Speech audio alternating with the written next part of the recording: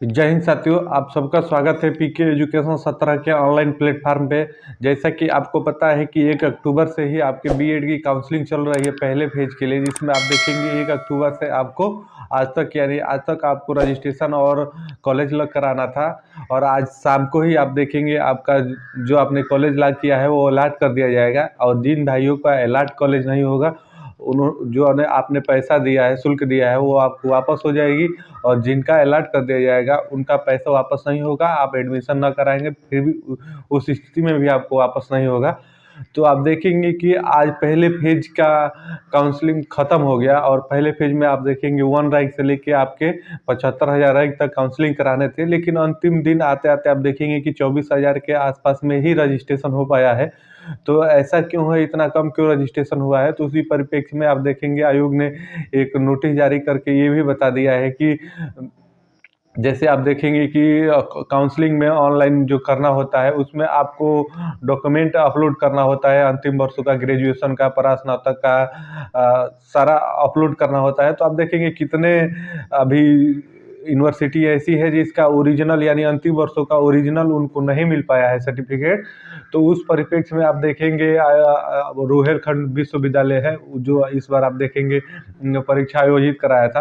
तो उन्होंने ये बताया है कि अगर आप जो कॉपी इंटरनेट से निकलवाते हैं अंतिम वर्षों का, अगर वो भी आपके पास रहेगा तो चल जाएगा, वो उससे भी आप काउंसलिंग करा सकते हैं। तो उसी परिप्रेक्ष्य में ये वीडियो है। तो आइए वीडियो की शुरुआत करते हैं और देखते हैं। जैसा कि इस आर्टिकल को आप स्क्रीन पे देख भी सकते हैं, तो इसी के बारे में जानकारी देखेंगे और भी इसमें देखेंगे कि क्या बताया गया है। तो सबसे पहले इसमें देखेंगे तो इसमें बताया गया है कि इंटरनेट से निकली मार्कशीट भी होगी अब मान्य। यानी वही कहने का मतलब है, जो इंटरनेट से आप मार्कशीट निकालेंगे उसको भी मान्य किया जाएगा इसमें। जिसमें आप देखेंगे सबसे पहले उत्तर प्रदेश के 19 विश्वविद्यालय के 2477 बीएड कॉलेजों में बीएड काउंसलिंग में अभ्यर्थियों की भागीदारी कम नजर आ रही है। इसके पीछे स्नातक परास्नातक की मूल मार्कशीट नहीं होना एक कारण माना जा रहा है, जैसा कि मैंने आपको पहले ही बताया। इसके बाद भी रुहेलखंड विश्वविद्यालय ने इंटरनेट से प्राप्त मार्कशीट को भी काउंसलिंग के लिए मान्य करने का आदेश जारी कर दिया है। उसके बाद अब आप आगे देखेंगे तो आगे इसमें बताया गया है कि बीएड काउंसलिंग के पहले राउंड में 75,000 रैंक तक अभ्यर्थियों को शामिल होने का मौका मिला था। यह अभ्यर्थी 7 अक्टूबर तक आप देखेंगे पंजीकरण करा सकते थे। शुक्रवार को पंजीकरण का आखिरी दिन था, यानी आप देखेंगे मगर अभी तक सिर्फ 24,000 अभ्यर्थियों ने ही पंजीकरण कराया है। मार्कशीट की समस्या का समाधान करने के लिए कुलपति ने शुक्रवार को आप देखेंगे आदेश जारी कर दिया।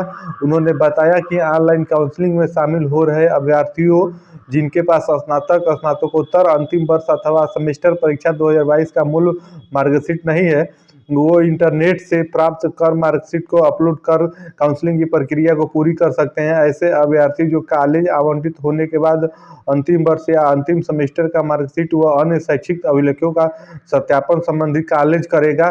सत्यापन रिपोर्ट सही आने पर अभ्यर्थी का प्रवेश मिल जाएगा। अर्थात कहने का मतलब ये है कि अभी तक आपका ओरिजिनल जो मूल प्रमाण पत्र मिलता है वो नहीं भी है, तो इंटरनेट से कॉपी निकलवा के उसको अपलोड कर देंगे तो उसको भी मान्य कर लिया जाएगा। बाद में उसको विश्वविद्यालय आप देखेंगे सत्यापित करेगा, उसके बाद आपको एडमिशन मिल जाएगा। तो आपको तो ये पता है कि 8 तक आपको 1 रैंक से लेके 75,000 रैंक तक की काउंसलिंग थी। उसके बाद आप देखेंगे 9 तारीख से आपकी दूसरे फेज की काउंसलिंग चालू हो जाएगी, जिसमें आप देखेंगे 75,000 1 रैंक से लेके आपके 2 लाख तक जिन भाई बहनों का रैंक है वो इसमें काउंसलिंग करेंगे। और उनका कॉलेज अलॉट आप देखेंगे 14 को कर दिया जाएगा। उसके बाद आपको एडमिशन कराना होगा। तो इस प्रकार से ये प्रक्रिया है। तो आप देखेंगे ये अच्छी खबर है उन भाइयों के लिए जो भी अंतिम वर्ष में है और जिनका ओरिजिनल सर्टिफिकेट नहीं है उनके पास, तो वो अपलोड डाटा नहीं कर पा रहे थे।